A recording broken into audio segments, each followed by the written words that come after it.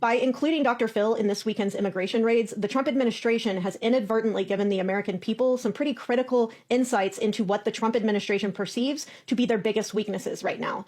And I think that that's information that we can and should exploit.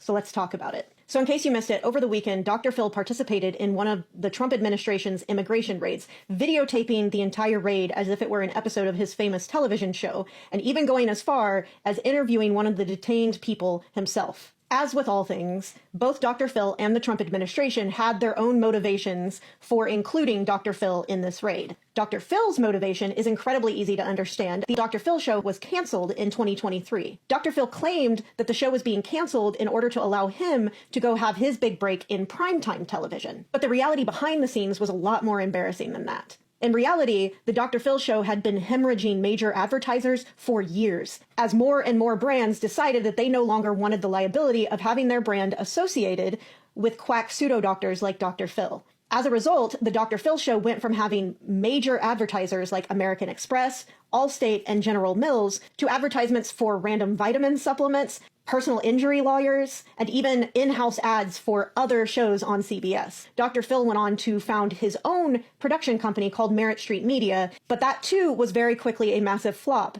with the company unceremoniously laying off a third of its workforce just 4 short months after they first opened. And as always, what better way for a washed-up celebrity to revitalize their career than by embracing the right-wing MAGA grift? Which brings us to our other bad actor in the situation, the Trump administration. It's important to note that the Trump administration did not invite along any other media personality other than Dr. Phil, not even from outlets that are extremely pro-Trump like Fox News or OANN. So that tells us that including Dr. Phil in the raid was not about audience reach for the Trump administration. If it were, it would have made way more sense for them to invite along someone like Jesse Waters from Fox News, who currently has a much bigger audience than Dr. Phil. So then the question becomes, why Dr. Phil? What does Dr. Phil have to offer that none of the other hosts at Fox News or OANN do? In my humble but decently educated opinion, the Trump administration is hoping that Dr. Phil will help make the immigration raids palatable for a key demographic that the Trump administration knows they desperately need to maintain a chokehold on and are clearly concerned about losing the support of: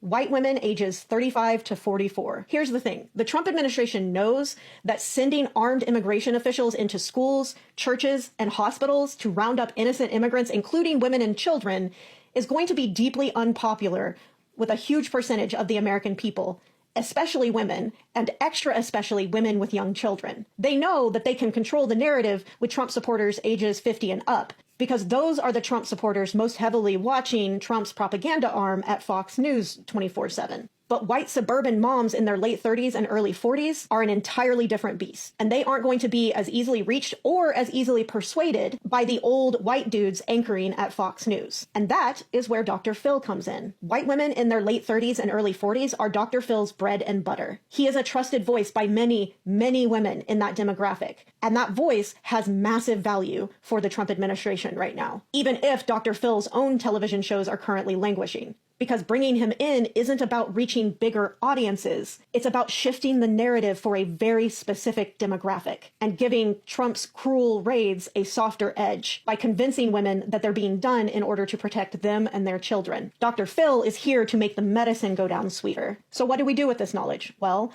I would argue that we make absolute sure that we are fighting to reach the same demographic that Trump and Dr. Phil are currently attempting to reach. And then we counter their lies by showing the Trump immigration raids for the absolute cruelty that they are.